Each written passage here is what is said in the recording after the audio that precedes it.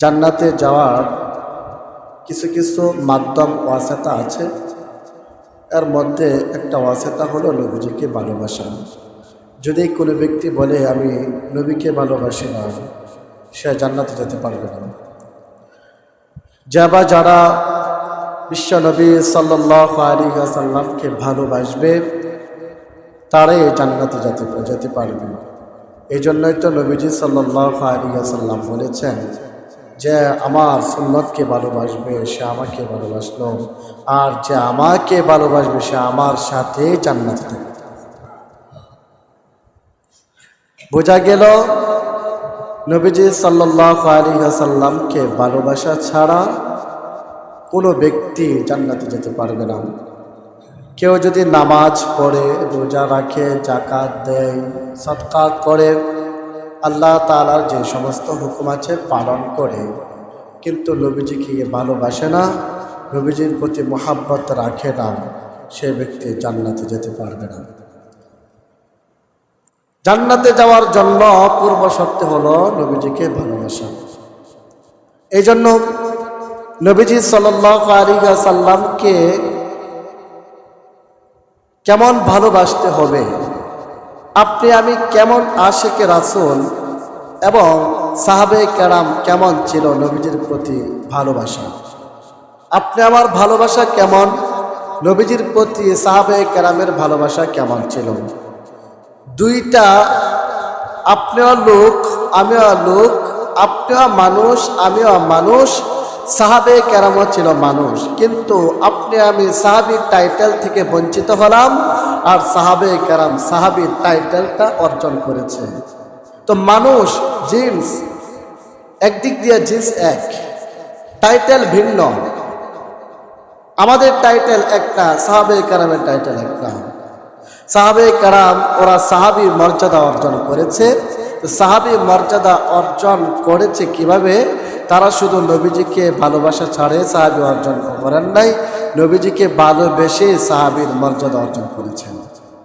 কোনো কোনো ক্ষেত্রে আল্লাহর নবীজি সাল্লাল্লাহু আলাইহি ওয়াসাল্লাম তাবির মর্যাদা বাড়িয়ে দিয়েছেন। যেমন ওয়াসকুরনি রাহমাতুল্লাহ আলাইহি, মায়ের খেদমত করেছে, নবীজিকে দেখতে পারে না, মায়ের খেদমত করার কারণে আল্লাহর নবীজি সাল্লাল্লাহু আলাইহি ওয়াসাল্লাম ওয়াসকুরনি তাবি ছিল না, কিন্তু আল্লাহর নবীজি সাল্লাল্লাহু আলাইহি ওয়াসাল্লাম সাহাবীদেরকে বলেছে, বিশেষ করে উমর রাদিয়াল্লাহু তাআলা আনহুকে বলেছিল ওয়াসকুরনি থেকে দোয়া নিবা, আল্লাহ তাআলা তার দোয়া কবুল করবে। কিসের বদৌলতে? ওয়াসকুরনি কোন সাহাবী ছিল না, নবীজিকে দেখে নাই ঈমান আনা অবস্থায়, উনি ছিল তাবিঈ। মায়ের খেদমত করার কারণে ওয়াসকুরনি সাহাবী হতে পারে নাই, সাহাবীর পদ অর্জন করতে পারে নাই। আল্লাহর নবীজি সাল্লাল্লাহু আলাইহি ওয়াসাল্লাম অন্য গুণে তার মর্যাদা বাড়িয়ে দিয়েছেন। উমরকে বলে গিয়েছিল, উমর, ওয়াসকুরনি নামে একজন লোক আসবে, ইয়ামানের করণ এলাকা থেকে একটা কাফেলা আসবে, সেখানে ওয়াসকুরনি নামে একজন লোক থাকবে, তার কাছ থেকে দোয়া নিবা, আল্লাহ তার দোয়া কবুল করবে। তো আল্লাহ নবীজি সাল্লাল্লাহু আলাইহি ওয়াসাল্লাম তার মর্যাদা কত উপরে উঠিয়েছেন? কেন? মার খেদমত করার কারণে। বর্তমানে তো মাতা পিতা সন্তানের প্রতি বোঝা হয়ে দাঁড়িয়ে রয়েছে, বৃদ্ধ হয়ে গিয়েছে, সন্তান মিলে মাতা পিতাকে বৃদ্ধাশ্রমে রেখে আসে। আরে বৃদ্ধাশ্রম তো মুসলমান সন্তানের জন্য না। বিধর্মীরা মায়ের পরিচয় জানে, বাবার পরিচয় জানে না, তাদেরকে যদি বৃদ্ধাশ্রমে রাখা হতো মনকে মানানো যাইত। মুসলমানের বাচ্চা মা 10 মাস 10 দিন পেটে গর্ভধারণ করেছে, সন্তানকে লালন পালন করেছে। ছোট সময় আপনি আমি যখন প্রস্রাব করে দিয়েছিলাম, ডানে প্রস্রাব করে দিলাম, মা বাম কাঁধে নিয়ে শোয়াইল, বামে প্রস্রাব করে দিলাম, আসলো বুকের মধ্যেও প্রস্রাব করে দিলাম। আমার মা, আপনার মা ভিজা জায়গায় শুয়ে আপনি আমাকে শুকনা জায়গার মধ্যে শুয়ে রেখেছিল। প্রত্যেকটা মা এই সমস্ত কাজ করেছে। আপনি আমি মায়ের পেটে থেকে কত ধরনের কত কোয়ালিটির লাঠি যে দিলাম, মাকে যে কত কোয়ালিটির কষ্ট যে দিলাম, মা কাপড়ের আস্তে মুখের মধ্যে ঢুকিয়ে দিয়ে কান্নাকাটি করেছে, তবুও এই কষ্টের কথা কারো কাছে ব্যক্ত করে নাই। যার মা নাই তাকে জিজ্ঞাসা করে, তোমাকে বোঝানো যাবে না। যাদের মাতা পিতা আছে তাদেরকে বোঝানো যাবে না, যার নাই তাকে জিজ্ঞাসা করো। হতে পারে সাধারণ মানুষ, তবুও তাদেরকে কষ্ট না দেওয়া।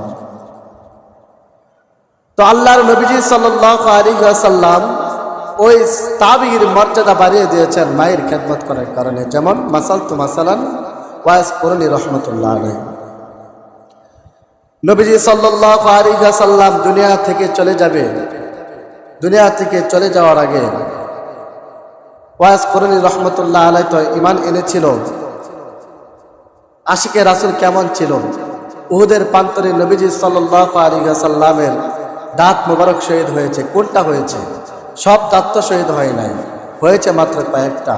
ওয়াজ করে নিয়ে এতই তার মধ্যে ছিল, নবীজির প্রীতি ভালোবাসা এতই ছিল ওয়াজ করিনীর ভিতরে। ওয়াজ করিনী রহমতুল্লাহ আলাইহি তার সমুদে দাঁতকে ভেঙে দিয়েছে।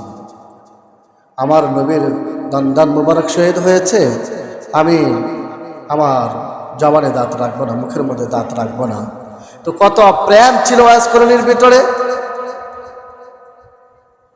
নবীজি সাল্লাল্লাহু আলাইহি ওয়াসাল্লামের উপর ইয়ামানের করণ এলাকার বাসিন্দা ওয়াস করণী রহমাতুল্লাহ আলাইহি ঈমান এনেছিল। অন্তরে খুবই আশা, মনে খুবই আশা, ব্যথা বেদনা রয়েছে। মন পাগল নবীজি কি দেখবে, এদিক দিয়ে তার মা অসুস্থ। এখন যদি তিনি আমাদের করণ এলাকা থেকে চলে যায়, নবীজিকে দেখেন, তাহলে ওয়াজ করেন রহমতুল্লাহ আলাইহির মার খেদমত করার লোক কেউ থাকবে না। মা আছে ঘরের মধ্যে শায়িত অবস্থায়, এখন কি মাকে রেখে নবীজিকে দেখবে? আল্লাহর নবীজি সাল্লাল্লাহু আলাইহি ওয়াসাল্লাম পয়গাম পাঠায় দিল, ওয়াজ করেনি আমাকে দেখার দরকার না, মায়ের খেদমত করো। ওই মিয়া, হজ উমরা করলে কি লাভ হবে? তুমি তোমার মাকে বাদ দাও না, বাবাকে ভালো করে খাওয়াও নাই, তুমি হজ করলে কি হবে? কাবার গিলাফ ধরে দোয়া করলে আর কি হবে? তোমার হজ তো ঘরের মধ্যে আছে, ঘরের মধ্যে হজটা ভালো করে করে নাও। উমরা করবা, মাকে বাদ দাও না। হজ করবা, বাবাকে বাদ দাও না। বাবার কপালের মধ্যে খাবার জুটে না, আর তুমি লক্ষ লক্ষ টাকা খরচ করে হজ করার জন্য, উমরা করার জন্য চলে যাও। তোমার হজ কিন্তু ঘরের মধ্যে আছে। মায়ের কাজ, মায়ের খেদমত করে, বাবার খেদমত করে, নেক সুরতে মাতা পিতার চেহারা দেখে কবুল হজের সব তুমি বাড়িতে থেকে অর্জন করতে পারবা। কিসের তুমি এত দূরে যাওয়ার দরকার? সৌদি আরব কেন যাবা হজ করতে, উমরা করতে? হজ তো তোমার ঘরের ভিতরে। তো বলতেছিলাম, ওয়াজ করণী রহমতুল্লাহ আলাইহি মনের মধ্যে খুবই ব্যথা কষ্ট। নবীজিকে দেখবে, ঈমান এনেছে, এদিক দিয়ে তার মা ঘরের মধ্যে শায়িত অবস্থায় আছে। শায়িত অবস্থায় থাকার কারণে যদি সে মাকে বাড়িতে রেখে মদিনায় চলে আসে, নবীজির কাছে চলে আসে, তাহলে তার মা কষ্ট করবে, খেদমতের কোনো লোক খুঁজে পাবে না। এই জন্য ওয়াজ করণী রহমতুল্লাহ আলাইহি পয়গাম পাঠায় দিল, ইয়া রাসূলুল্লাহ, ইয়া হাবিবাল্লাহ, আপনাকে দেখতে মনে বেদনা আছে, কষ্ট আছে, খুবই ইচ্ছা আছে। তবে নবীজি, আমার ঘরের মধ্যে বৃদ্ধ মা আছে, আমি যদি এখন চলে আসি তাহলে আমার মায়ের খেদমত করার কেউ থাকবে না। আল্লাহর নবীজি বলল, ওয়াজ করণী আমাকে দেখার কোনো দরকার নাই, তুমি বাড়িতে থেকে মায়ের খেদমত করো। এই জন্যই কবি বলে, খেদমতে মা দর পেদার কুন সুবহ শাম, তাকে বাসি দর দোয়ালম নে কুনাম। খেদমতে মা দর পেদার কুন ইখতিয়ার, তাকে বাসি দর দোয়ালম বখতিয়ার। ঈশ্বরচন্দ্র বিদ্যাসাগর একজন হিন্দু লোক, মা খুবই অসুস্থ। উনি ওনার বসের কাছে ছুটি চেয়েছিল, আমার মা অসুস্থ, আপনি আমাকে ছুটি দেন। বস তাকে ছুটি দেয় নাই, অফিসার তাকে ছুটি দেয় নাই, রুখসত দেয় নাই। ঈশ্বরচন্দ্র বিদ্যাসাগর ওই চাকরির প্রতি বৃদ্ধাঙ্গুলি প্রদর্শন করে বাড়িতে চলে আসলো। আমি তোমার চাকরি করব না, তোমার চাকরি করার কারণে আমার মা কষ্ট করবে, মা অসুস্থ অবস্থায় আছে, মাকে আমি দেখতে পারবো না, তোমার চাকরি আমি করবো না। এই জন্য মুসলমানের বাচ্চা, যাদের মা জীবিত আছে খেদমত করো, মাতা পিতার খেদমত করবা, নবীজিকে পাবা। মাতা পিতার খেদমত করে আল্লাহকে সন্তুষ্ট করতে পারবা। মাতা পিতার যেখানে অসন্তুষ্টি রয়েছে, আল্লাহর যেখানে অসন্তুষ্টি রয়েছে। মাতা পিতার সন্তুষ্টি যেখানে আছে, আল্লাহর সেখানে সন্তুষ্টি আছে। আর মাতা পিতার অসন্তুষ্টি যেখানে, আল্লাহর অসন্তুষ্টি যদি সেখানে থাকে, ওই ব্যক্তির কপালে জান্নাত নাই। তো সাহাবায়ে কেরাম ছিল মানুষ, আপনি আমিও মানুষ। সাহাবায়ে কেরাম সব সময় নেক সুরতে চলতো, আপনি আমি নেক সুরতে চলি না, আপনি আমি নেক সুরতে চলতে পারি না। সাহাবায়ে কেরাম নেক সুরতে চলতো, সব সময় সৎকর্ম করত, সব সময় ভালো কাজ করত, আপনি আমি সেটা পারি না। রমজান মাসের মধ্যে যাকাত ফিতরা দেওয়া হবে, যাকাত ফিতরা দেওয়া হবে।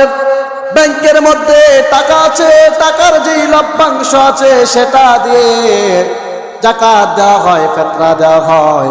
কোনোদিন আপনি আমার যাকাত কবুল হবে না। যারা ব্যাংকে জমানো টাকা মূলধন ঠিকই আছে, লভ্যাংশ যাকাতের নামে চালিয়ে দিচ্ছে, সৎকার নামে চালিয়ে দিচ্ছে, কোনোদিন আদায় হবে না। বরং কেউ যদি সবের নিয়ত করে তাহলে তার ঈমান চলে যাবে। সবের নিয়তে লাভের টাকা দিয়ে যাকাত ফিতরা দেওয়া যাবে না। মূলধন থেকে যাকাত ফিতরা দাও, সম্পদের মধ্যে বরকত হবে। এই জন্য লভ্যাংশ, ব্যাংকে জমানো টাকার লভ্যাংশ যে লাভ আসে সেটা দিয়ে যাকাত দিলে যাকাত আদায় হবে না। যদি আপনি সীমিত সময়ের জন্য ইহলৌকিক ইহকালে আপনি দানবীর হতে পারেন, দানবীর টাইটেলটা আপনার নামের আগে লাগাতে পারেন। রমজান আসলে মানুষ আপনাকে স্মরণ করে, ওই লোকটা তো আমাকে একটা লুঙ্গি দেয়, ওই লোকটা তো আমাকে একটা কাপড় দিবে, শাড়ি কাপড় দিবে। আপনাকে মানুষ দানবীর বলবে, আপনাকে মানুষ সদকা দেনেওয়ালা বলবে। আল্লাহ আপনার সে দান সদকা পুরোটাই কবুল করবে, কোনোটাই কবুল করবে না। তো সাহাবায়ে কেরাম ছিল মানুষ, আমরা আরাম মানুষ, কিন্তু সাহাবায়ে কেরাম সাহাবী টাইটেল অর্জন করেছে, আপনি আমি সাহাবী টাইটেল অর্জন করতে পারি নাই। এই জন্যই তো তারা ছিল খায়রুল কুরুনি করনি সুম্মাল্লাযীনা ইয়ালুনাহুম সুম্মাল্লাযীনা ইয়ালুনাহুম। সাহাবায়ে কেরাম ছিল সোনালী যুগের সোনালী মানুষ, সাহাবায়ে কেরাম ছিল সোনালী যুগের সোনালী মানুষ। নবীজি একটা কথা মেনেছে, এটার মধ্যে কোনো সমস্যা আছে কি নাই তারা সেটা তালাশ তল্লাশি করে নাই। নবীজির মুখ দিয়া বের হয়েছে, সাহাবায়ে কেরাম সেটাই মেনে নিয়েছে, এটাই সাহাবী। আমরা তো দলিল খুঁজি, আমরা তো দলিল খুঁজি। যদি দলিল নাই খুঁজতাম, তারাবি নামাজ 20 রাকাত না 8 রাকাত কেন তালাশ তল্লাশি করি? রমজান মাস বেশি নামাজ পড়া হবে, এটি সব আমরা কেন কামাবো? সাহাবায়ে কেরাম তো এত কিছু করে নাই, আমরা কেন কামাবো? রমজান মাস বেশি বেশি ইবাদত করা হবে, নামাজ 20-এর জায়গায় 8 কেন নিয়ে আসেন, বেশি পড়েন না। তো সাহাবায়ে কেরাম ছিল মানুষ, আপনি আমিও মানুষ, কিন্তু সাহাবায়ে কেরাম সাহাবী টাইটেল অর্জন করেছে, পদবী অর্জন করেছে। আপনি আমি সাহাবী টাইটেল পদবী অর্জন করতে পারি নাই। সাহাবায়ে কেরাম নবীজি সাল্লাল্লাহু আলাইহি ওয়াসাল্লামকে কেমন ভালোবাসতো? সাহাবীর ভালোবাসা আর আপনি আমার ভালোবাসা আকাশ থেকে জমিন যতটুকু পার্থক্য, এর চাইতে বেশি পার্থক্য। সাহাবায়ে কেরামের প্রতি নবীজি সাল্লাল্লাহু আলাইহি ওয়াসাল্লামের ভালোবাসা কেমন ছিল? উহুদের প্রান্তরে নবীজি সাল্লাল্লাহু আলাইহি ওয়াসাল্লাম একজন সাহাবীর ঘর দিয়ে, ঘরের পিছন দিয়ে কে যেন যাইতেছে, যার নাম হলো হানজালা রাদিয়াল্লাহু তাআলা আনহু। হানজালা রাদিয়াল্লাহু তাআলা আনহু সবে মাত্র বিবাহ করেছে, বাসর ঘরের প্রথম রাত্র বা স্ত্রীর সাথে মুজামা করেছে, গোসল ফরজ হয়েছে। হানজালা রাদিয়াল্লাহু তাআলা আনহু ঘরে থেকে শুনতেছে কুতিলা মুহাম্মদ, মুহাম্মদ নাই রে, মুহাম্মদ নাই, মুহাম্মদ মৃত্যুবরণ করেছে, মুহাম্মদকে মারা হয়েছে। এই খবরটা হানজালা রাদিয়াল্লাহু তাআলা আনহুর কানের মধ্যে পৌঁছেছে।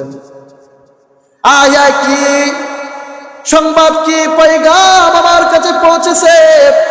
কে যেন বলতেছে মুহাম্মদ নাই রে, মুহাম্মদ নাই। হানজালা রাদিয়াল্লাহু তাআলা আনহু ঘরের মধ্যে আছে, ঘরের পিছন দিয়ে কে যেন যাইতেছে, রাস্তা দিয়ে যাইতেছে আর বলতেছে কুতিলা মুহাম্মদ, মুহাম্মদ নাই রে, মুহাম্মদ নাই, মুহাম্মদ নাই রে, মুহাম্মদ নাই। এই খবরটা হানজালা রাদিয়াল্লাহু তাআলা আনহুর কানের মধ্যে পৌঁছার সাথে সাথে হানজালা রাদিয়াল্লাহু তাআলা আনহু দাঁড়ালো, তরবারি নিয়ে ঘর থেকে বের হয়েছে। এমন সময় তার বিবি বলতেছে, ও আমার স্বামী, বাসর ঘরের প্রথম রাত্র আপনি আমার সাথে মুজামা করেছেন, অতি করেছেন, আপনার উপর গোসল ফরজ হয়েছে, আপনি যান যুদ্ধ করার জন্য যান। তবে স্বামী গো, আপনার কাছে আমার একটা আরজ, আপনি গোসলটা করে যান। হানজালা বলল, বিবি আমার, আমি কার জন্য গোসল করব? আমি কার জন্য গোসল করব? আমার কানে পৌঁছেছে মুহাম্মদ নাই, যেই নবীজির জন্য আল্লাহ তাআলা আসমান সৃষ্টি করেছেন, জমিন সৃষ্টি করেছেন, কুল কায়নাত সৃষ্টি করেছেন। তোমার আমার সৃষ্টি হলো নবীজির জন্য, সেই নবীজি দুনিয়ার মধ্যে নাই, আমি এই ফরজ গোসল আদায় করে আর কি করব? তখন হানজালা রাদিয়াল্লাহু তাআলা আনহু দাঁড়ালো, তরবারি নিয়ে ঘর থেকে বের হয়ে গিয়েছেন। ঘর থেকে বের হয়ে সরাসরি উহুদের প্রান্তরে চলে গেল। উহুদের প্রান্তরে চলে যাওয়ার পর যুদ্ধ করতে করতে করতে করতে এক পর্যায়ে উহুদ প্রান্তর বিজয় হয়ে গেল। বিজয় হয়ে যাওয়ার পর সাহাবে কেরামের কিছু অলসতার কারণে, তাদের মধ্যে ভুল বুঝাবুঝির কারণে আবার উহুদের প্রান্তরের মধ্যে তারা বিজয় হতে পারে নাই। উহুদের প্রান্তরে তারা পরাজয় বরণ করলো। সেই উহুদের প্রান্তরের মধ্যে অনেক সাহাবে কেরাম শহীদ হয়েছিল। আল্লাহর নবীজি সাল্লাল্লাহু আলাইহি ওয়াসাল্লাম যারা বলেছিল নবীজি নাই, নবীজিকে মারা হয়েছে, নবীজি সাল্লাল্লাহু আলাইহি ওয়াসাল্লামকে তল্লাশি করার জন্য বলো, আমার নবী কোথায়, নবীজি কোথায়? না না, নবীজি মরে নাই। যখন উহুদের প্রান্তর অপরাজয় হয়ে গেল, তখন আল্লাহর নবীজি সাল্লাল্লাহু আলাইহি ওয়াসাল্লাম অন্য সব সাহাবীদেরকে বলল, ও আমার সাহাবীরা, দেখো দেখো আমার কোন সব সাহাবে কেরাম শহীদ হয়েছে, তাদের লাশগুলি জমা করো, জমা করে দাফন করে দাও। শহীদের মাসলা হলো যেভাবে মারা যাবে তাদেরকে সেভাবে দাফন করা হবে। শরীরের মধ্যে যে কাপড় থাকবে সেই কাপড় দিয়ে তাদেরকে দাফন করা হবে। তখন সাহাবে কেরাম নবীজির নির্দেশ পেয়ে সাহাবে কেরামের লাশগুলো জমা করতেছে। এই দিক দিয়ে হানজালা রাদিয়াল্লাহু তাআলা আনহুর বিবি উহুদের প্রান্তরে গিয়েছে, গিয়ে বলতেছে, ইয়া রাসূলুল্লাহ, ইয়া হাবিবাল্লাহ, আপনি অন্য সব সাহাবে কেরামদেরকে গোসল দেন কিংবা না দেন, তবে আপনার সাহাবী হানজালার উপর গোসল ফরজ ছিল, আপনি তাকে গোসলটা দিয়ে তাকে দাফন করে দেন। হানজালা রাদিয়াল্লাহু তাআলা আনহুর বিবি যখন নবীজির কাছে এই কথা বলল, নবীজি অন্য সব সাহাবে কেরামদেরকে বলে দিল, ও আমার সাহাবীরা, হানজালার লাশটা দেখো কোথায়। সাহাবীরা তল্লাশি করতেছে, উহুদের প্রান্তরে কোথাও হানজালা রাদিয়াল্লাহু তাআলা আনহুর লাশ পাইতেছে না, হানজালা রাদিয়াল্লাহু তাআলা আনহুর লাশ পাওয়া যাচ্ছে না। এদিক দিয়া হানজালার বিবির কানে খবর আসলো, হানজালার লাশটা পাওয়া যাচ্ছে না। হানজালার বিবি কি কর্তব্য বিবির হয়ে গেল, আশ্চর্যজনিত হয়ে গেল, চিন্তিত অবস্থায় আছে। মনে হয় আমার স্বামীর উপর গোসল ফরজ ছিল, গোসল ফরজ না করে উহুদের প্রান্তরে চলে এসেছে, এই জন্যই মনে আল্লাহ তাআলা তার প্রতি নারাজ হয়েছে, এই জন্যই তার লাশ পাওয়া যাচ্ছে না। কিছুক্ষণ পর জিবরাইল আলাইহিস সালাম নবীজির কাছে এসে বলল, ইয়া রাসূলুল্লাহ, ইয়া হাবিবাল্লাহ, আপনি কোনো টেনশন করিয়েন না, আসমানের দিকে তাকায় দেখেন আপনার সাহাবী হানজালাকে আল্লাহ তাআলা কুদরতে হাতে জান্নাতের পানি দিয়ে গোসল দিতেছেন। তখন নবীজি সাল্লাল্লাহু আলাইহি ওয়াসাল্লাম আসমানের দিকে তাকাইল। কিছুক্ষণ পরে উপর থেকে পড়লে যেমন শব্দ হয় এমন একটা শব্দ হলো, নবীজি সাল্লাল্লাহু আলাইহি ওয়াসাল্লাম তাকে দেখতেছে। তার সাহাবী হানজালা রাদিয়াল্লাহু তাআলা সবে মাত্র মানুষ গোসল করে আসলে শরীর থেকে যেভাবে টপকায় পানি পড়ে, হানজালা রাদিয়াল্লাহু তাআলা শরীর থেকে সেভাবে টপকায় পানি পড়তেছে। এটাই ছিল নবীজি আশিক। নবীজির ভালোবাসা তার ভিতরে কত ছিল। আপনি আমি নবীজিকে ভালো করে চিনি নাই, কিন্তু নবীজি সাল্লাল্লাহু আলাইহি ওয়াসাল্লামকে খেজুর কাষ্ট ভালো করে চিনত। মসজিদে নববীর মধ্যে এখন তো বিআইপি হয়েছে, যারা দেখেছেন মসজিদে নববীর দৃশ্য, এক সময় মসজিদের নববীর দৃশ্য এমন ছিল না। নবীজি সাল্লাল্লাহু আলাইহি ওয়াসাল্লাম খেজুর কাষ্টের মধ্যে বসে বয়ান দিত, জুমার খুতবা দিত। এক পর্যায়ে যখন মসজিদে নববীর একটু পরিবর্তন হলো, একটা চেয়ার নামি দামি চেয়ার বানানো হলো, আল্লাহর নবীজি সাল্লাল্লাহু আলাইহি ওয়াসাল্লাম এই খেজুর কাষ্ঠটাকে দূরে সরাইয়া একটা নতুন চেয়ার সেখানে বসায় দিল। নবীজি সাল্লাল্লাহু আলাইহি ওয়াসাল্লাম জুমার দিন আপনারা যেমনি এভাবে বসে বয়ান শুনতেছেন, সাহাবায়ে কেরাম রাদিয়াল্লাহু তাআলা আনহুম তেমনি ভাবে বসে বয়ান শুনতেছিল। হঠাৎ করে জুমার দিন মসজিদে নববীর মধ্যে খেজুর গাছের কান্নার আওয়াজ, খেজুর গাছ কান্নাকাটি করতেছে, ফুফা ফুফা কাঁদতেছে। আল্লাহর নবীজি সাল্লাল্লাহু আলাইহি ওয়াসাল্লাম সাথে সাথে নতুন চেয়ার থেকে উঠে তাড়াতাড়ি গিয়ে খেজুর কাষ্ঠকে বুকে জড়ায় ধরল। সাহাবায়ে কেরাম খেজুর কাষ্ঠের কান্নার আওয়াজ শুনতে পাইল। নবীজি সাল্লাল্লাহু আলাইহি ওয়াসাল্লাম খেজুর কাষ্ঠের আওয়াজ শুনতে পাইল, কান্নার আওয়াজ শুনতে পাইল। আল্লাহর নবীজি সাল্লাল্লাহু আলাইহি ওয়াসাল্লাম সাথে সাথে খেজুর কাষ্ঠকে ধরে বুকে জড়ায় নিল। খেজুর কাষ্ঠকে বলল, খেজুর কাষ্ঠ তুমি কান্নাকাটি করিও না। আল্লাহর নবীজি সাহাবীদেরকে বলল, ও আমার সাহাবীরা, তোমরা তো দেখেছ খেজুর কাষ্ঠ আমার বিরহ জ্বালা সহ্য করতে পারে নাই, এই জন্য কান্নাকাটি করতেছে। আমি যদি তাকে সাথে সাথে না ধরতাম তাহলে খেজুর কাষ্ঠ কান্নাকাটি করে করে একেবারে ফেটে যেত। হাদিসের মধ্যে পাওয়া যায় আল্লাহ তাআলা এই খেজুর কাষ্ঠটাকে জান্নাতে দিবেন। এই খেজুর কাষ্ঠ জান্নাতে যাবে কেন? নবীজি সাল্লাল্লাহু আলাইহি ওয়াসাল্লামের সাথে সম্পৃক্ত থাকার কারণে। আপনি আমি যদি নবীজি সাল্লাল্লাহু আলাইহি ওয়াসাল্লামের সাথে সম্পৃক্ত থাকি তাহলে আল্লাহর নবী অবশ্যই অবশ্যই আমাদেরকে নিয়ে জান্নাতে যাবে। এই জন্য আশিকে রাসূল প্রকৃতভাবে হওয়া, আশিকে রাসূল প্রকৃতভাবে হওয়া। মাতা পিতার অবাধ্য হয়ে আশিকে রাসূল হওয়া যাবে না। মাতা পিতাকে বাদ দেন না, খাবার দেন না, আপনি নবী প্রেমিক হবেন, কখনো হতে পারবেন না। যেটা বলছিলাম ওয়াজ করণী রহমতুল্লাহ আলাইহির ঘটনা, সাহাবী ছিল না তো ওয়াজ করণী রহমতুল্লাহ আলাইহি, ওয়াজ করণী রহমতুল্লাহ আলাইহি তিনি সাহাবী হতে পারে নাই। ওমর রাদিয়াল্লাহু তাআলা আনহুকে আল্লাহর নবীজি বলে গিয়েছিল, ওমর আমি যখন মৃত্যুবরণ করব ইয়ামানের করণ এলাকা থেকে ওয়াজ করণী নামে একজন লোক আসবে, তুমি তার কাছ থেকে দোয়া নিবা, আল্লাহ তাআলা তার দোয়া কবুল করবে। নবীজি সাল্লাল্লাহু আলাইহি ওয়াসাল্লাম মৃত্যুবরণ করার পর ইয়ামান থেকে যে সমস্ত কাফেলা আসে প্রত্যেকটা কাফেলার মধ্যে ওয়াজ করণী রহমতুল্লাহ আলাইহি তালাশ করেন। ওমর রাদিয়াল্লাহু তাআলা ওয়াজ করণীকে তালাশ করে, কিন্তু কোনো কাফেলার মধ্যে ওয়াজ করণীকে খুঁজে পাই নাই। এভাবে তালাশ করতে করতে করতে এক পর্যায়ে ওয়াজ করণী রহমতুল্লাহ আলাইহি একটা কাফেলার মধ্যে পেয়ে গেল। ওমর রাদিয়াল্লাহু তাআলা ওয়াজ করণী রহমতুল্লাহ আলাইহি পেয়ে ওয়াজ করণীকে বুকে জড়াইয়া বলল, আল্লাহর নবীজি সাল্লাল্লাহু আলাইহি ওয়াসাল্লাম আপনার ক্ষেত্রে বলে গিয়েছেন আল্লাহ তাআলা আপনার দোয়া কবুল করবে, আপনার কাছ থেকে দোয়া নেওয়ার জন্য। ওয়াজ করণী রহমতুল্লাহ আলাইহি বলল, আপনি হলেন সাহাবী আর আমি হলাম তাবী, আপনি দেখলেন নবীকে, আমি নবীকে দেখি নাই। ওয়াজ করণী রহমতুল্লাহ আলাইহির বুঝতে বাকি নাই, এই সম্মান আমার আল্লাহ তাআলা এমনিতে বাড়াই নাই, আমার মায়ের খেদমত করার কারণে আল্লাহ তাআলা আমার সম্মান বাড়িয়েছে।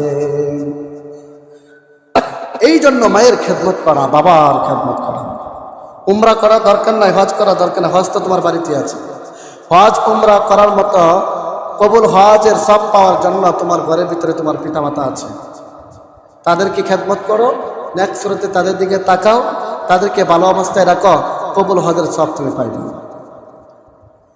টাকা হয়েছে উমরা করবা, হজ করবা, কোনো কাজে আসবে না, পিতামাতাকে বাদ দাও না। বাইজিদ বুস্তামি রহমতুল্লাহ আলাইহি, তার মা নবী প্রেমিক, প্রত্যেকটা লোকের দিনের প্রতি ভালোবাসা থাকবে। বাইজিদ বুস্তামি রহমতুল্লাহ আলাইহি ছিল এতিম, ছোট সময় বাবা মারা গিয়েছে। আর অসহায় যারা, এতিম যারা, এই সমস্ত সন্তানদেরকে মাদ্রাসায় বেশি দেওয়া হয়। বাইজিদের মা নিয়ত করলো, যেহেতু তার বাবা নাই, এখন বাইজিদকে মাদ্রাসায় ভর্তি করায় দিব, এতিমখানায় ভর্তি করায় দিব।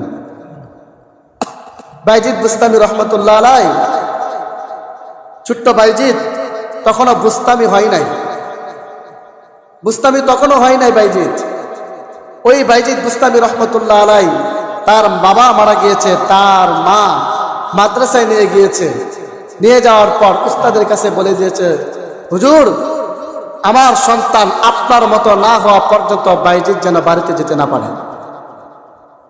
ভালো করে শুনেন, মা বলেছে উস্তাদের কাছে, আমার সন্তান আপনার মতো না হওয়া পর্যন্ত সে যেন বাড়িতে যেতে না পারে।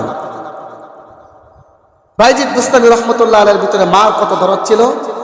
ছোট্ট বাইজিদ, নাবালেক বাইজিদ, কিছুদিন যেতে না যেতে মায়ের কথা স্মরণে পড়ল। হুজুরের কাছে ছুটি চাইলো, হুজুর আপনি আমাকে ছুটি দেন, আমি তো আমার মাকে দেখার জন্য খুবই মনটা চাইতেছে, এখন আপনি যদি ছুটি দিতেন। উস্তাদ বলল, বাইজিদ, তোমার আম্মা তো আমার কাছে বলে দিয়েছে, যতদিন পর্যন্ত তুমি আমার মতো না হতে পারবা, ততদিন পর্যন্ত তুমি বাড়িতে যেতে পারবা না, অতএব তোমার বাড়িতে যাওয়ার কোনো অধিকার নাই।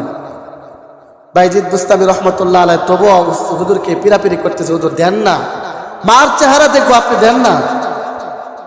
হুজুর তাকে ছুটি দিচ্ছে না। এখন তাকে আটকানোর একটা কৌশল অবলম্বন করলো, বাইজিদকে সবক বাড়িয়ে দেওয়া হবে, যদি সে সবকটা মুখস্থ করতে পারে তাহলে তাকে ছুটি দেওয়া হবে না। বাইজিদ বুস্তামি রহমতুল্লাহ আলাইহিকে উস্তাদ দেখে বলল, দেখো, তোমাকে আমি একটা সবক ধার্য করে দিলাম, একটা সীমানা নির্ধারণ করে দিলাম, কোরআন শরীফের অতটুকু যদি তুমি মুখস্থ করতে পারো তাহলে তুমি বাড়িতে গিয়া তোমার মাকে দেখতে পারবা। বাইজিদ বুস্তামি রহমতুল্লাহ আলাইহি হুজুরের কথা শুনে, হুজুর যেই সবক দিয়েছিল, বাইজিদ বুস্তামি বুকে করে কোরআন শরীফকে মসজিদে চলে গেল। মসজিদে গিয়ে ওযু করে 2 রাকাত নামাজ পড়ে আল্লাহর কাছে দোয়া করল, আয় আল্লাহ, আমি তো বাড়িতে যাব গুনাহের কাজ করার জন্য না, আমি আমার মায়ের চেহারা দেখার জন্য বাড়িতে যাব। আয় আল্লাহ, আমার হুজুর আমাকে যতটুকু সবক দিয়েছে, তুমি আল্লাহ যদি আমার ভিতরে ঢুকায় দাও, কেউ বাধা দিতে পারবে না। আয় আল্লাহ, তোমার কাছে আমি দোয়া করি, আয় আল্লাহ, আপনি আমার কলবের মধ্যে, আমার ব্রেনের মধ্যে আমার হুজুর যতটুকু সীমানা নির্ধারণ করে দিয়েছে ততটুকু পর্যন্ত আমার ভিতরে ঢুকায় দেন। বাইজিদ বুস্তামি রহমতুল্লাহ আলাইহি আল্লাহর কাছে দোয়া করে একটা একটা পৃষ্ঠা উল্টায়, আর তার জাহেনের মধ্যে ঢুকতে থাকে, হুজুর যে সীমানা দিয়েছিল এর চাইতে বেশি সংখ্যা বাইজিদ বুস্তামি রহমতুল্লাহ আলাইহি মুখস্থ করে ফেলেছিল। হুজুরের কাছে গিয়ে বলতেছে, হুজুর আপনি আমাকে যতটুকু দিয়েছিলেন আমি মুখস্থ করে ফেলেছি। বাইজিদ বুস্তামি রহমতুল্লাহ আলাইহির কথা শুনে হুজুর বলল, আমি তোমাকে যতটুকু দিয়েছি তুমি তো এর চাইতে বেশি মুখস্থ করে ফেলেছ, যাও যাও, তুমি বাড়িতে গিয়ে এখন তোমার মায়ের চেহারা দেখতে পারো। বাইজিদ বুস্তামি রহমতুল্লাহ আলাইহি মাদ্রাসা থেকে বাড়িতে চলে আসছে।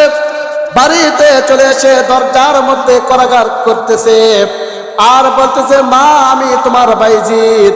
মা বলতেছে, আমার বাইজিদ এখনো আসবে না, কেননা আমি হুজুরের কাছে বলে এসেছিলাম, হুজুর আপনার মতো আমার সন্তান না হওয়া পর্যন্ত সে যেন বাড়িতে যেতে না পারে, তুমি আমার বাইজিদ না, আমি দরজা খুলতে পারবো না।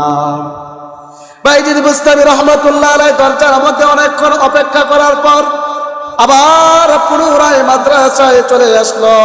বাইজিদ বুস্তামি রহমতুল্লাহ আলাইহির মা দরজা খুলে নাই। বাইজিদ বুস্তামি রহমতুল্লাহ আলাইহি খুবই কষ্ট করে বাইজিদ বুস্তামি হয়েছে। এক পর্যায়ে আল্লাহ তাআলা বাইজিদ বুস্তামিকে জামানার সবচেয়ে বড় ওলি বানায় দিয়েছিল। ইমাম বুখারী রহমতুল্লাহ আলাইহি যুবক ভাইরা মায়ের খেদমত করো, বুলেটের গুলি মিস হতে পারে, মায়ের দোয়া মিস হবে না, পিতার দোয়া মিস হবে না। ইমাম বুখারী রহমতুল্লাহ আলাইহি জন্মগতভাবে অন্ধ ছিল, কানা ছিল, চোখে দেখে না। ইমাম বুখারী রহমতুল্লাহ আলাইহি যিনি বুখারী শরীফ লিখেছেন, 6 লক্ষ হাদিস ওনার মুখস্থ ছিল, 3 লক্ষ ছিল খাতার মধ্যে, 3 লক্ষ ছিল ওনার জেহেনের মধ্যে। সেখান থেকে যাচাই বাছাই করে বুখারীর মধ্যে প্রায় 7556টা বা 75টার মতো হাদিস নিয়ে এসেছেন। ইমাম বুখারী রহমতুল্লাহ আলাইহি ছোট সময় অন্ধ ছিল, চোখে দেখে না। ইমাম বুখারীর মা আল্লাহর কাছে দোয়া করলো, আয় আল্লাহ আমার সন্তান অন্ধ, আল্লাহ তুমি আমার সন্তানের চোখটা খুলে দাও। ইমাম বুখারী রহমতুল্লাহ আলাইহির মা আল্লাহর কাছে দোয়া করার সাথে সাথে আল্লাহ তাআলা ইমাম বুখারীর মার দোয়া কবুল করে নিয়ে ইমাম বুখারীর অন্ধত্ব দূর করে দিল। এই জন্য পিতা মাতা যেভাবে দোয়া করুক না কেন, বুলেটের গুলি মিস হতে পারে, পিতা মাতার দোয়া মিস হবে না। এই জন্য পিতা মাতার খেদমত করা, নবীজিকে পালন, পিতা মাতাকে ভালো না বাসলে আল্লাহ তাআলা আপনাকে ভালোবাসবে না। পিতা মাতা যদি কোনো সন্তানের প্রতি অসন্তুষ্ট থাকে, আল্লাহ তার প্রতি অসন্তুষ্ট থাকবে। আর আল্লাহ যার প্রতি অসন্তুষ্ট থাকবে তার জন্য জান্নাত হারাম হয়ে যাবে। আল্লাহ যার প্রতি অসন্তুষ্ট থাকবে তার জন্য জান্নাত হারাম, সে জাহান্নামে যাবে। তো সাহাবায়ে কেরাম নবীজিকে কেমন ভালোবাসতো, জীব জন্তু নবীজিকে কেমন ভালোবাসতো। আল্লাহর নবীজি সাল্লাল্লাহু আলাইহি ওয়াসাল্লামের দরদ দেখে, মায়া দেখে, চরিত্র দেখে অনেক মানুষ মুসলমান হয়েছিল। আল্লাহর নবীজি সাল্লাল্লাহু আলাইহি ওয়াসাল্লাম ছিল উত্তম চরিত্রের অধিকারী, খুলুকে আজিম ছিল। নবীজি সাল্লাল্লাহু আলাইহি ওয়াসাল্লামের চরিত্র দেখে অনেক বিধর্মী মুসলমান হয়ে গিয়েছিল। আল্লাহর নবীজি সাল্লাল্লাহু আলাইহি ওয়াসাল্লামকে অনেকে অপবাদ দেওয়ার চেষ্টা করেছিল, কিন্তু আল্লাহ তাআলা কুদরতিভাবে তাদেরকে আল্লাহর নবীজিকে হেফাজত করেছিল। আল্লাহ তাআলা আল্লাহর নবীজি সাল্লাল্লাহু আলাইহি ওয়াসাল্লামকে আবু জাহেল মেরে ফেলার জন্য দল থেকে বের হয়ে গিয়েছে। নবীজি সাল্লাল্লাহু আলাইহি ওয়াসাল্লাম সিজদার মধ্যে গিয়েছে, আর সিজদার মধ্যে যে যারা চলে যায় তারা তো দুর্বল থাকে, তাকে অল্পতে মারা যায়। আবু জাহেল সুবর্ণ একটা সুযোগ মনে করলো, নবীজি সাল্লাল্লাহু আলাইহি ওয়াসাল্লাম সিজদার মধ্যে গিয়েছে, এখন তো কেউ আর বাধা দিতে পারবে না, নবীজি থাকবে সিজদার মধ্যে। এই সময়ে আমি বড় একটা পাথর নিয়ে নবীজি সাল্লাল্লাহু আলাইহি ওয়াসাল্লামকে আঘাত করে নবীজিকে দুনিয়া থেকে বিদায় করে দিব। আবু জাহেল বড় একটা পাথর নিয়ে চলে গিয়েছে। নবীজি সাল্লাল্লাহু আলাইহি ওয়াসাল্লাম সিজদারত অবস্থায় আছে। আবু জাহেল তাকে পাথর দ্বারা মাথার মধ্যে নিক্ষেপ করবে, মাথা চূর্ণ বিচ্ছিন্ন করে ফেলবে। যেই মাত্র আবু জাহেল দল থেকে বের হয়ে গিয়েছে, আল্লাহ তাআলা সাথে সাথে এমন একটা প্রাণী আবু জাহেলের সামনে নিযুক্ত করে দিল। আবু জাহেল রিটার্ন আবার পিছনে ফিরে চলে গিয়ে দলের কাছে বলতে লাগলো, আমি আজকে এমন একটা প্রাণী দেখলাম, বড় মুখ করে আমাকে খাওয়ার জন্য চলে এসেছে। জীবনে এই প্রাণী আমি কোনোদিন দেখি নাই। আল্লাহ তাআলা নবীজিকে কুদরতিভাবে হেফাজত করেছে। হেরা গুহার মধ্যে নবীজি সাল্লাল্লাহু আলাইহি ওয়াসাল্লাম হেরা গুহার মধ্যে আছে। হেরা গুহাটা এত বড় গুহা ছিল না, সুড়ঙ্গটাও কিন্তু বিশাল বড় ছিল না। দেখতে মনে হয় কোনো একজন লোক সেখানে ঢুকতে পারবে না, তবে যারা ঢুকতে চায় ঢুকতে পারবে। আল্লাহ তাআলা যায় কোনোভাবে সেখানে ঢুকান। হেরা গুহার মধ্যে নবীজি সাল্লাল্লাহু আলাইহি ওয়াসাল্লাম, সাথে ছিল আবু বকর। সাপের প্রতি নবীজি সাল্লাল্লাহু আলাইহি ওয়াসাল্লামের কেমন ভালোবাসা ছিল, সাপ পর্যন্ত, অজাগর সাপ পর্যন্ত নবীজি সাল্লাল্লাহু আলাইহি ওয়াসাল্লামকে ভালোবাসতো। আল্লাহর নবীজি সাল্লাল্লাহু আলাইহি ওয়াসাল্লাম হেরা গুহার মধ্যে আবু বকরের রানের মধ্যে মাথা রেখে ঘুমাইতেছিল। আবু বকরের শরীরের কারণে মনে করেন আপনাদের কারো রানের মধ্যে যদি কেউ ঘুমায়, এই রানের মধ্যে ঘুমানোর কারণে তার শরীরের দ্বারা তো তার কোনো ব্যক্তির মাথা দেখা যাবে না যে ব্যক্তিরা মাথা দিয়ে ঘুমাইতেছে। হেরা গোয়ার মধ্যে নবীজি সাল্লাল্লাহু আলাইহি ওয়াসাল্লাম আবু বকরের রানের মধ্যে মাথা রেখে ঘুমাচ্ছে। আর একটা অজাগর সাপ, বিষধর সাপ আবু বকরের কারণে নবীজি সাল্লাল্লাহু আলাইহি ওয়াসাল্লামের চেহারা দেখতে সমস্যা হচ্ছে, ডিস্টার্ব করতেছে। তখন আবু বকর রাদিয়াল্লাহু তাআলা আনহু পায়ের মধ্যে সাপ দংশন করলো, চোখ করলো। বিষাক্ত সাপের চোখের কারণে আবু বকর রাদিয়াল্লাহু তাআলা নূর চোখ দিয়ে টপ টপ করে পানি পড়তেছে। আর চোখের পানি নবীজি সাল্লাল্লাহু আলাইহি ওয়াসাল্লামের চেহারা মোবারকের উপর পড়ল। চোখের পানি নবীজি সাল্লাল্লাহু আলাইহি ওয়াসাল্লামের চেহারার মধ্যে পড়ার পর আল্লাহর নবীজি ঘুম ভাঙে গিয়েছে। নবীজি বলতেছে, আবু বকর তুমি কেন কান্নাকাটি করো?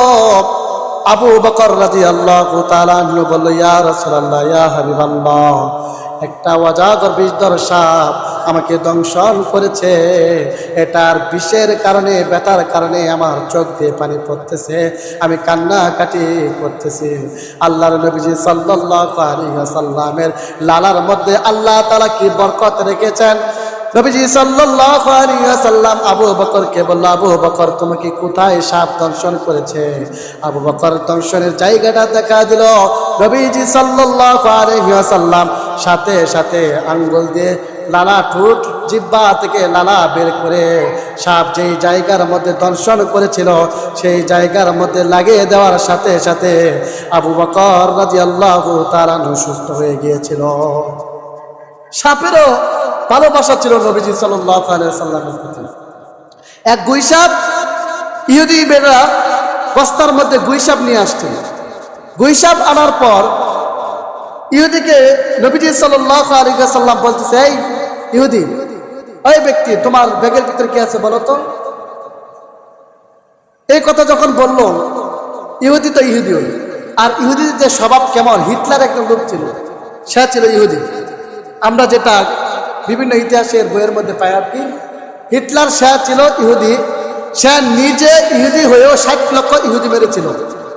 আর কিছু কিছু ইহুদি রেখে দিয়েছে।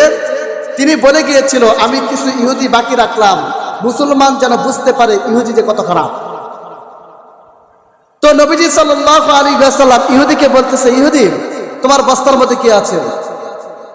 বস্তার মধ্যে এই কথা বলার পর ইহুদি বলতেছে, আমার বস্তার মধ্যে যেটা বলে সেটা দেন, আপনাকে বলতে হবে? বলো না তোমার বস্তার মধ্যে কি আছে। তখন সেই ইহুদি ব্যক্তি বলল, আপনাকে বলবো, শর্ত হলো আমার বস্তার মধ্যে যা আছে তা যদি আপনার সাথে কথা বলে, আপনাকে যদি নবী বলে স্বীকৃতি দেয়, তাহলে আপনাকে দেখাতে পারি। গুইসাপ ছিল বস্তার মধ্যে। নবীজি সাল্লাল্লাহু আলাইহি ওয়াসাল্লাম ইহুদির কথা শুনে বলে, আচ্ছা ঠিক আছে, তাহলে খুলো, আমাকে দেখাও। বস্তার মধ্যে ছিল মরা গুইসাপ। যখন যেই মাত্র ইহুদি ব্যক্তি বস্তার মুখটা খুলল, আল্লাহ তাআলা গুইসাপকে জীবিত করে দিল। গুইসাপ মাথা ছিল নিচে, জমিন থেকে মাথা উপরে উঠা বলতেছে, লাব্বাইকা ইয়া রাসূলুল্লাহ। আমরা তো নবীজিকে চিনি না, গুইসাপ নবীজিকে চিনত। গুইসাপের মাথা ছিল জমিনের মধ্যে, মাথা উঠা বলতে, এখনো নবীজি কিছু বলে নাই, মাথা উঠা বলতেছে, লাব্বাইকা ইয়া রাসূলুল্লাহ। আরবি দিয়ে কথা বলতেছে। তখন নবীজি সাল্লাল্লাহু আলাইহি ওয়াসাল্লাম গুইসাপকে জিজ্ঞাসা করলো, কিরে গুইসাপ, মান তা'বুদু, তুমি কার ইবাদত করো? তখন গুইসাপ জবান খুলে দিল, আল্লাহ তাআলা গুইসাপের জবান খুলে দিল। গুইসাপ আরবি ভাষায় কথা বলতেছে, মান কানা রশুহু আলাস সামা, আমি ইবাদত করি আসমানের মধ্যে যার আরশ, তার ইবাদত করি। ফিল আরদি সুলতানুহু, জমিনের মধ্যে যার রাজত্ব আমি তার ইবাদত করি। ফিল বাহরি সাবিলুহু, সমুদ্রে যার পথ আমি তার ইবাদত করি। ফিন নারি কাবুহু, জাহান্নামে যার শাস্তি আমি তার ইবাদত করি। ওয়া ফিল জান্নাতি রাহমাতুহু, জান্নাতের মধ্যে যার দয়া শান্তি রয়েছে আমি তার ইবাদত করি। নবীজি সাল্লাল্লাহু আলাইহি ওয়াসাল্লাম বলল, ঠিক আছে তুমি আল্লাহর ইবাদত করো, বুঝতে পারলাম তুমি আল্লাহর ইবাদত করো। তখন নবীজি বলতেছে, মান আনা, আমি কে?